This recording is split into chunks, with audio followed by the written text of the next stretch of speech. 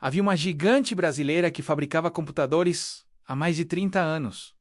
Tinha fábricas, tinha marca, tinha mercado. Então, tudo desabou, os smartphones chegaram e a Positivo não conseguiu acompanhar. Tablets, notebooks baratos, mercado cheio de concorrência, importada menos a empresa. Começou a desaparecer do radar. Bancos não queriam seus produtos. Escolas achavam obsoleto. A Positivo estava diante de um espelho cruel. A tecnologia que a construiu tinha virado commodity. Computadores comuns não traziam lucro. Notebooks genéricos não diferenciavam de ninguém. E aí, em 2024, a Positivo Tecnologia fez algo que poucos esperavam. Em vez de morrer, ela se reinventou completamente. Com novo produto isolado, com uma transformação em camadas. A companhia percebeu que o mercado não precisava mais de máquinas. Precisava de inteligência dentro da máquina, integrada no hardware.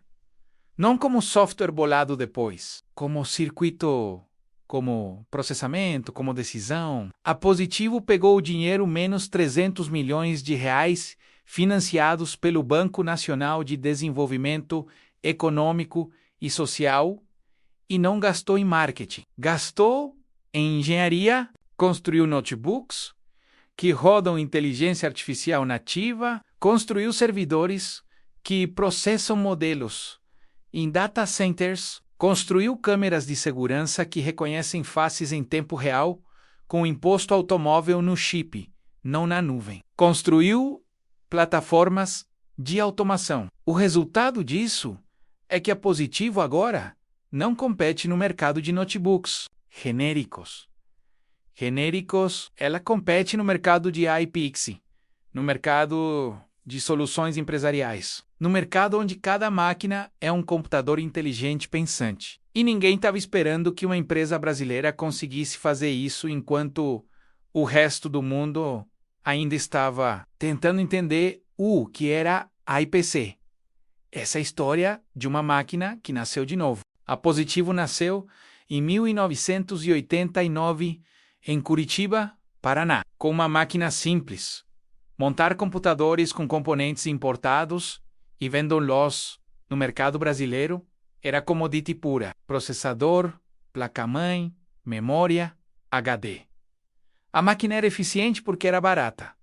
Durante anos isso funcionou. No auge, a Positivo produzia 1 de cada 6 computadores vendidos no Brasil. Mas a indústria mudou. O mercado virou smartphones, tablets, cloud computing. De repente, um computador desktop não entrou em smartphones em 2010 com modelos Android genéricos. Fracasso. Tentou novamente. Fracasso de novo. Os concorrentes internacionais já tinham marca, já tinham software próprio, já tinham relacionamento com os consumidores. O notebook de commodity custava o mesmo que uma década atrás. A margem de lucro desapareceu. Os bancos brasileiros não queriam renovar frota com notebooks Positivo baratos. Queriam máquinas premium importadas. Escolas públicas recebiam doações de fabricantes internacionais que queriam conquistar mercado. A Positivo começou a fabricar máquinas cada vez mais baratas para tentar manter volume. Mas máquinas mais baratas significam menos lucro por unidade. Menos lucro significava menos investimento em pesquisa. Menos pesquisa significava máquinas cada vez menos diferenciadas.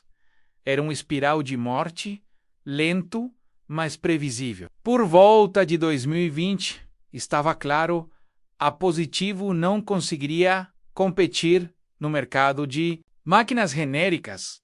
Não importava quanto reduzisse custo, não importava quanto otimizasse fábrica. Chineses faziam tudo mais barato, coreanos faziam tudo com melhor design, americanos tinham software proprietário. A Positivo tinha apenas hardware.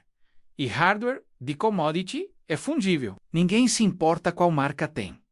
E é aqui que a história vira. A Positivo percebeu que não conseguiria vencer em um mercado onde todas as máquinas eram iguais. Tinha que criar um mercado onde nenhuma máquina era igual, onde cada máquina era inteligente, onde a diferença não era preço, era capacidade. E aí chegou 2023 e a AMD, empresa que fabrica processadores, lançou algo chamado Ryzen AI.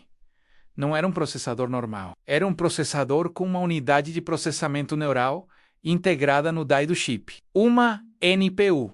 Isso significava que pela primeira vez, um processador x86 padrão tinha circuitos dedicados para executar modelos de inteligência artificial sem depender de GPU NVIDIA separada, sem depender de aceleração externa, sem depender de nuvem. O processamento acontecia localmente, no chip, em watts muito mais baixos. Um processador convencional consome entre 15 e 25 watts. O Ryzen AI consome 10 a 15 watts porque a NPU consegue fazer cálculos de IA com eficiência muito maior. Menos energia significa a bateria dura mais tempo. Menos energia significava que o notebook podia ser mais fino, mais leve, sem ficar quente. A Positivo não hesitou. Pegou o processador Ryzen 8040 com NPU integrada. Pegou uma licença Windows 11 com suporte a High Features e começou a projetar um notebook completamente novo. Não era só colocar o chip novo dentro do case antigo.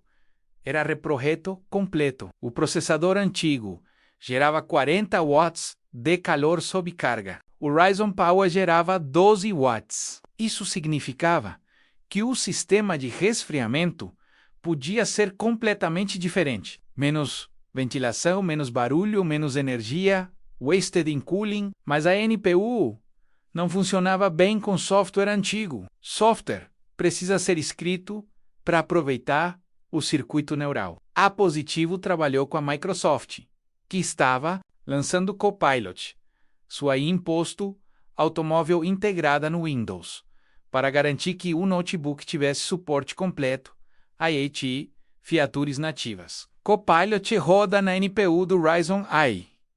Ele consegue processar imagem, processar texto, fazer reconhecimento de voz, tudo localmente, sem enviar dados para servidor algum. O resultado foi o Positivo Master N6 445. Primeiro notebook com Ryzen usado por fabricante brasileira. Especificações: processador AMD Ryzen 8040 com NPU Qualcomm Hexagon 16 GB, RAM DDR5, SSD 512 GB, NVMe tela 14 polegadas, Full HD com abertura até 180 graus, bateria 57, WH, peso 143 kg. Tudo isso funciona por até 9 horas de bateria em uso corporativo. Antes, com processador convencional, seria 6 horas no máximo, 3 horas extras. Não parece muito, mas são 50% a mais de autonomia. Significa que um colaborador pode trabalhar o dia inteiro sem procurar tomada. Significa que um notebook pode fazer videoconferência de 8 horas sem descarregar. E agora vem o detalhe técnico mais importante. A NPU do Ryzen AI consegue processar 16 TOPS de inteligência artificial. TOPS significa Teraoperations per second, trilhões de operações por segundo. Isso é velocidade suficiente para rodar modelos de IA generativa na máquina local. Um modelo de linguagem comprimido, um modelo de visão computacional, um modelo de detecção de anomalias, tudo rodando no próprio notebook, em tempo real, sem latência de rede, sem privacidade, sendo violada porque os dados nunca saem da máquina. A Positivo começou a vender o Master N6 445 para banco, para seguradoras, para órgãos públicos. A resposta foi imediata, porque agora, pela primeira vez, um notebook brasileiro não era mais barato por ser pior. Era melhor por ser inteligente. Se você trabalha em banco, analisando fraude, o Master N6445 te dá uma ferramenta que consegue processar milhões de transações localmente em tempo real, marcando as suspeitas, sem esperar por resposta de servidor central. Se você trabalha em hospital com imagem diagnóstica, o notebook consegue processar raio-x ou tomografia localmente sem esperar o Wi-Fi sem enviar arquivo para a nuvem, mantendo o sigilo de paciente. Isso é valor diferenciado. Isso não é mais commodity. Esse é o momento de 7-1. Se você trabalha em TI, em banco, em hospital, em governo, qualquer lugar onde dados sensíveis são processados, o que você acabou de entender é que a era dos notebooks como máquinas vazias acabou. O notebook agora é uma máquina pensante. A pergunta que você precisa é: está pronto para integrar imposto automóvel nativa em sua infraestrutura? Porque a Positivo agora oferece não só o notebook, oferece integração completa com servidores, com plataformas de automação, com sistemas de segurança, tudo inteligente. Inscreva-se para acompanhar como essa transformação de máquina afeta cada mercado da economia. Mas agora vinha o problema. O Positivo Master N6445 com NPU rodava Copilot e rodava em posto automóvel localmente. Maravilha. Problema. Software empresarial não foi escrito para NPU. Software empresarial foi escrito para executar em CPU convencional com GPU. NVIDIA. Quando uma empresa tinha um modelo de AI treinado em GPU NVIDIA com CUDA, esse modelo não rodava automaticamente na NPU do Ryzen AI. Porque a arquitetura é completamente diferente. GPU NVIDIA usa CUDA. NPU Qualcomm Hexagon usa UNNX Runtime. Duas linguagens diferentes. Dois conjuntos diferentes de operações. Um modelo que rodava em 100 milissegundos na NVIDIA levava 800 milissegundos na NPU porque tinha que fazer conversão intermediária. Ou, pior, simplesmente não rodava. A Positivo tinha que resolver isso. Não podia vender um notebook com imposto automóvel se o imposto automóvel das empresas não funcionava. Então a empresa investiu em ferramentas de conversão. Trabalhou com engenheiros da AMD e Microsoft para criar pipelines que traduzem modelos de CUDA para o NNX automaticamente, preservando precisão. Não é trivial. Um modelo treinado com 32 menos bit floating point precisa manter precisão quando comprimido para 8 menos bit integer para rodar em NPU.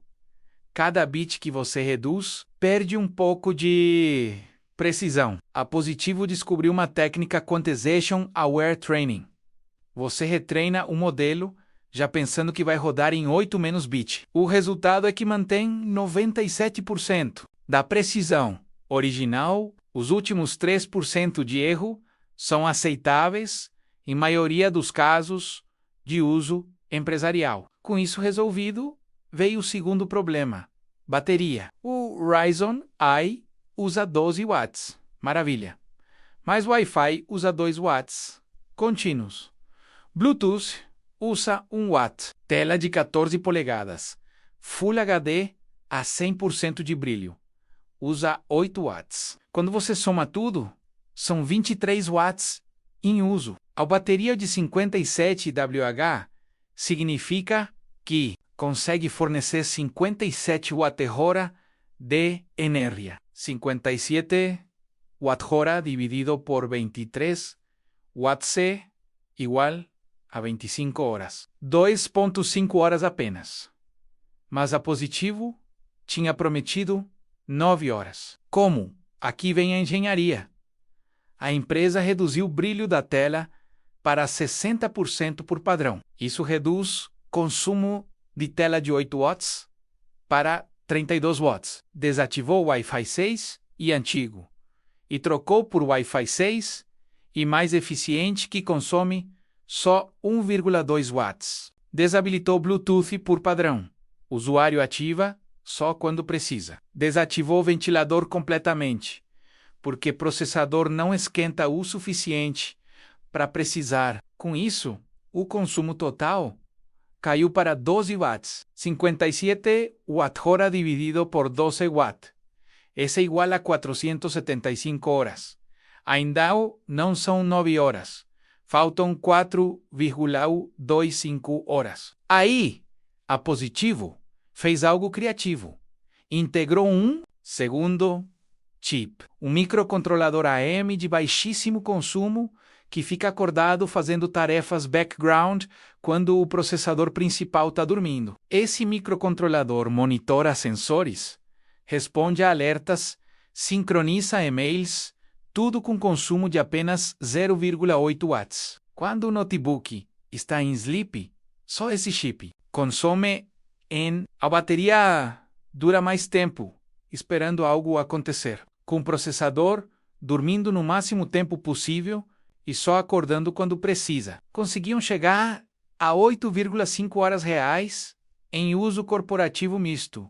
Um mix de e-mail, navegação, documentos. Ainda assim, no mercado corporativo, alguns clientes pediam mais. Pediam 12 horas. Aí vem o terceiro conflito. O circuito da bateria. Bateria de 57. WH é composta de células de íon lítio com voltagem nominal de 3,7 volts por célula. Para fazer 57 WH com 11 volts de tensão total, precisa de 15 células em série. Cada célula pesa 35 gramas. São 525 gramas só de peso de bateria. Adiciona 240 gramas de circuito de proteção e carregamento. No final, a bateria pesa 765 gramas. O notebook inteiro pesa 1,43 kg. Bateria é 53% do peso. Se aumentasse para 80 WH para chegar a 12 horas, eram mais 180 gramas só de bateria. Notebook subira para 1,6, 1 kg.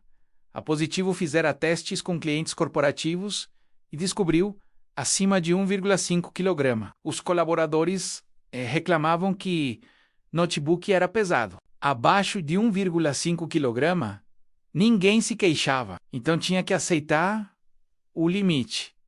9 horas de bateria é o máximo que conseguia manter. Notebook abaixo de 1,5 kg, com design fino o suficiente para caber em mochila. A Positivo fez uma escolha de engenharia consciente.